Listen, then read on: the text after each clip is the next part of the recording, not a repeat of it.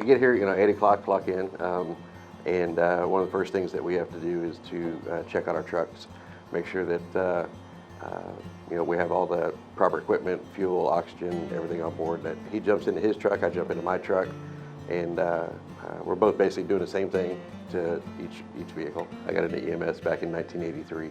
Worked in the Dallas-Fort Worth area for about 5 years after that, and then moved to Indiana in November of '88. My wife and I, we got married in '95, and then in 2003, Trey come along. After about 25 years of ground trucks, I got into flight, and I worked for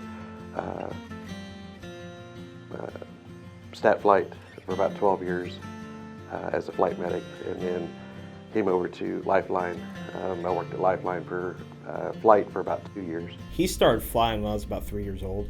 Back when I was in elementary school, he'd come in, and right after he got off work, he could eat lunch with me at school, and he'd come in his flight, so I thought that was the coolest thing ever. He would land doing like a public relations event somewhere. I'd come. There's a pretty good picture of me and him running up to each other right after he had landed and stepped out of the helicopter. Because of him, I'd like to become a flight medic. That's my dream goal. I got my emergency medical responder when I was 15. Got experience through the fire department, and then my last semester of my senior year, I got into a night EMT school, and went there 2 nights a week. It was about 6 months long, and then in July 13th of 2021, I got my EMT certification. I figured LifeLine probably be my first start.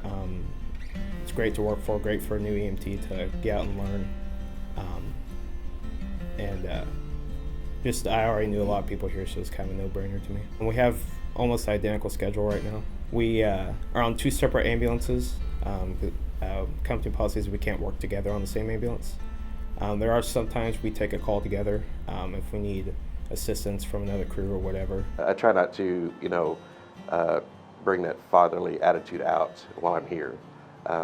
Sometimes it's harder than others, but and then through his job, there's going to be things that he's going to have to learn on his own.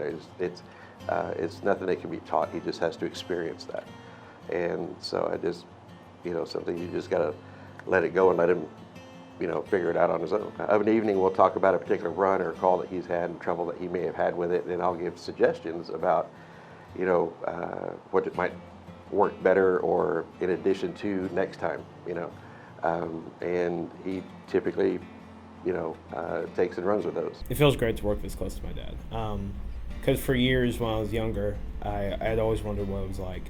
And now that I see how well he does his job. He's been doing this for twice the amount of time I've been alive. I'll always take anything he tells me as truth or fact when it comes to this job. As a father, I've always, I never pushed him in one direction or the other. I let him make his own decisions. But it was always a hope of mine, that it would be, really neat to work, next to my son and doing the same things. I get to see him grow as not only as a young man, but as a very qualified EMT. Dream come true.